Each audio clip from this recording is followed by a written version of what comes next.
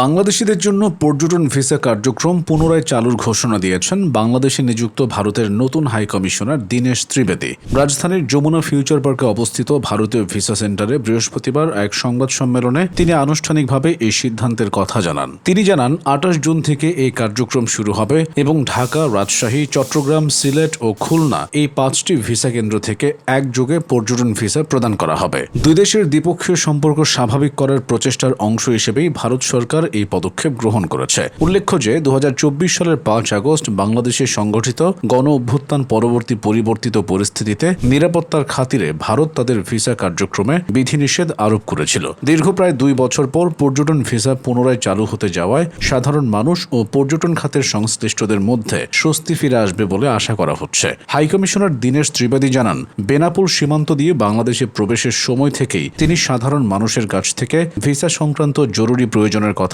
জানতে পেরেছিলেন। তিনি ব্যক্তিগতভাবে অনুভব করেছেন যে ভিসা সেবা সচল রাখা দুদেশের জনগণের সম্পর্কের ক্ষেত্রে কতটা গুরুত্বপূর্ণ। তার দায়িত্ব গ্রহণের পরপরই তিনি এই সিদ্ধান্তকে অগ্রাধিকার দিয়েছেন। চলতি বছরের এপ্রিল মাসে ভারত সরকার দীনেশ ত্রিবেদীকে বাংলাদেশে তাদের নতুন হাইকমিশনার হিসেবে নিয়োগ প্রদান করে। দুদেশের ৫৫ বছরের কূটনৈতিক সম্পর্কের ইতিহাসে এটি প্রথম ঘটনা যেখানে কোনো পেশাদার কূটনীতিকের পরিবর্তে একজন রাজনীতিবিদকে এই গুরুত্বপূর্ণ পদে পাঠানো হলো। তিনি পেশাদার কূটনীতিক প্রণয় ভার্মার স্থলাভিষিক্ত হয়েছেন। গত ১২ জুন তিনি সড়ক পথে বেনাপোল পেট্রাপোল সীমান্ত দিয়ে বাংলাদেশে প্রবেশ করেন। বৃহস্পতিবার দুপুর ১২:৩০টার দিকে রাষ্ট্রপতি মোহাম্মদ শাহাবুদ্দিনের কাছে পরিচয়পত্র পেশ করার মধ্য দিয়ে তিনি আনুষ্ঠানিকভাবে তার কর্মজীবন শুরু করেন। বিশ্লেষকদের মতে দীর্ঘদিন বন্ধ থাকার পর পর্যটন ভিসা চালুর এই উদ্যোগ ভারত ও বাংলাদেশের মধ্যকার বিদ্যমান সম্পর্কের বরফ গলাতে এবং জনযোগাযোগ বাড়াতে একটি ইতিবাচক ভূমিকা রাখবে। ভিসা প্রক্রিয়া সহজতর করার এই সিদ্ধান্তটি দুদেশের ভ্রাতৃত্বপূর্ণ সম্পর্কের ক্ষেত্রে